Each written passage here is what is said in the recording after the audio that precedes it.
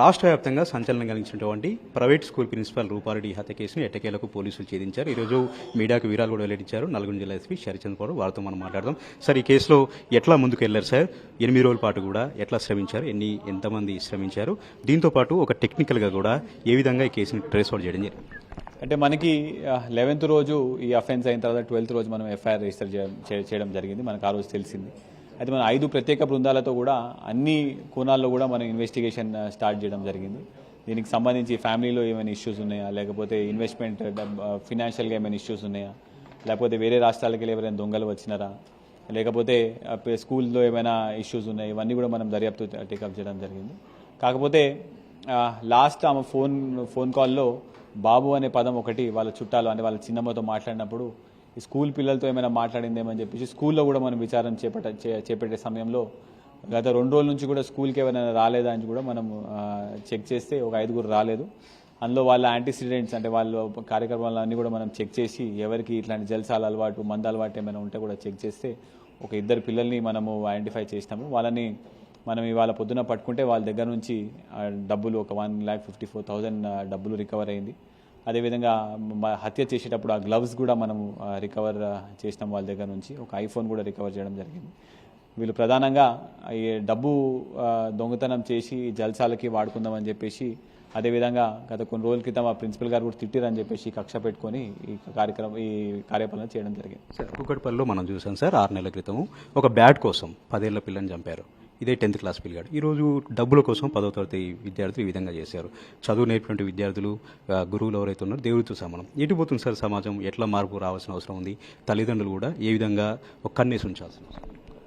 అదే అండి, ఇప్పుడు స్కూల్కి వెళ్ళిన తర్వాత మొత్తం రెస్పాన్సిబిలిటీ స్కూల్తో పాటు పేరెంట్స్ కూడా మళ్ళీ ఇంటికి వచ్చిన తర్వాత ఫోన్లలో, లేకపోతే సోషల్ మీడియాలో, లేకపోతే ఇంటర్నెట్లో వాళ్ళ ఫ్రెండ్స్ దగ్గర కూడా ఎటువంటి ఆలోచనలు వస్తున్నాయి, ఎటువంటి ఐడియాస్ డిస్కస్ చేస్తున్నారు, ఇవన్నీ కూడా తల్లిదండ్రులు పెట్టాల్సిన అవసరం ఉన్నది.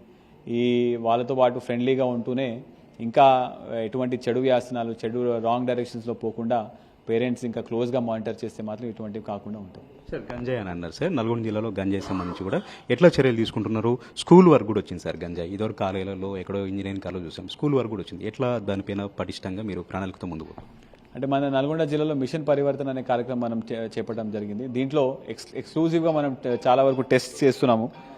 ఈ టెస్ట్లలో కూడా ఇప్పుడు ఈ సంవత్సరంలోనే మనం సుమారు 500-600 టెస్టులు చేసినాము. ఎవరి మీద డౌట్ వచ్చినా కూడా టెస్ట్ చేసి వారి ఇమ్మటే రీహాబిలిటేషన్ పంపడము, అదేవిధంగా పాత అఫెండర్స్ ఎవరైనా అమ్మే వాళ్ళు ఉండడము, లేకపోతే సప్లై చేసే వాళ్ళు ఉంటే వాళ్ళ మీద కఠినంగా మనం కేసులు కట్టి వాళ్ళని కూడా జైలుకి పంపడం జరుగుతుంది. మీరు తెల్లారు అక్కడికి వెళ్ళారు సార్. ఆ సీసీ ఫుటేజ్లో ఎక్కడ కూడా ఈ పిల్లలకు సంబంధించిన కదలికలు కనపడలేదా? ఈ 8 రోజుల పాటు కూడా ఎందుకు డిలే అయినట్టుగా మనం అనుకోవచ్చు? అంటే మనకి సీసీటీవీ ఫుటేజ్లో కూడా ఒక red hoodie with mask with gloves ఇవే కనిపించినాయి. అందులో ఫేస్ కూడా ఎక్కడ కనపడలేదు. అది కూడా సీసీటీవీ ఫుటేజ్లో కూడా మెయిన్ ఫుటేజ్లో కాకుండా దూరం నుంచి మనకు ఫుటేజ్ రావడం జరిగింది. ఈ పిల్లలు కూడా హత్య చేసిన అబ్బాయి కూడా ఎక్కడ కూడా ఫుటేజ్ సీసీటీవీ కెమెరాలో పడకుండానే జాగ్రత్తలు వహించుకుంటూ అతను అవుట్స్కర్ట్స్ నుంచి వెళ్ళడం వల్ల మనకి ఈ డిలే వరకు మనకు అయింది.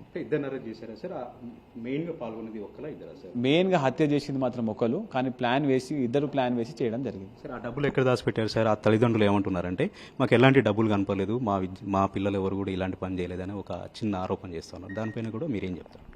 డబ్బులు వీళ్ళ దగ్గర నుంచే మనం స్వాధీనం చేయడం జరిగింది. ఆ డబ్బుల మీద రక్త మడకలు కూడా ఉన్నాయి. సో తప్పకుండా వీళ్ళు చేసినారు. అందుకనే మనం వీళ్ళని ఇప్పుడు జువెనైల్ జస్టిస్ బోర్డు ముందు కూడా మనం ప్రొడ్యూస్ చేయడం జరుగుతున్నది. వాళ్ళ తల్లిదండ్రులకు చెప్పకపోవచ్చు, బట్ తప్పకుండా మన దగ్గర ఉన్న సీసీటీవీ కెమెరా ఫుటేజ్ ప్లస్ వీళ్ళు చెప్పే కన్ఫెషన్ కూడా మ్యాచ్ అవుతున్నాయండి. Sir, thank you sir. ఈ విధంగా చాలా పకడ్బందీగా పరిశోధన చేసి ఈ కేసును ఛేదించారు. ఇక ఏదైతే గంజాయి మత్తులో చెడు అలవాట్లకు వ్యసనాలుగా మారి ఈ 2 విద్యార్థులు కూడా ఇలాంటి పెడదవ పట్టారని కూడా జిల్లా ఎస్పీ చెప్తా ఉన్నారు. కేవలం డబ్బుల గురించే ఆ ఇల్లు దూకారు. ఇంట్లో వంటగదిలో రెక్కి నిర్వహించి అక్కడే దాక్కుని ఆ ప్రిన్సిపల్ ఇంట్లో తాళాలు తీసుకొని లోపలికి వెళ్ళిన వెంటనే కత్తితో దాడి చేసి ఇంట్లో ఉన్నటువంటి 2,20,000 అదేవిధంగా ఐఫోన్ దొంగిలించుకెళ్లారు. పూర్తి సాక్ష్యాధారాలతో సాంకేతికంగా తామంతా కూడా ఈ డబ్బులు రికవర్ చేసాం, ఈ కేసును ఛేదించామని కూడా నల్గొండ జిల్లా ఎస్పీ శరత్చంద్ర గౌడ్ మనతో చెప్తా ఉన్నారు.